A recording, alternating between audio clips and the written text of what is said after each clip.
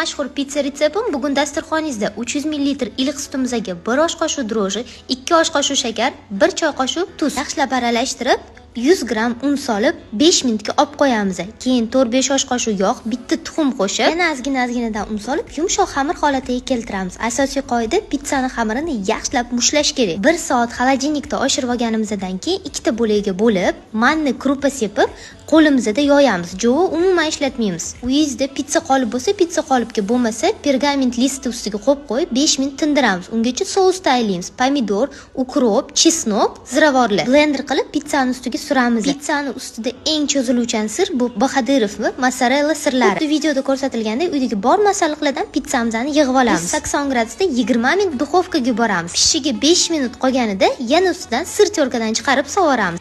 Bay. Bunaqa pizza retsept uchun like va kommentariy hammalardan kutib qolaman.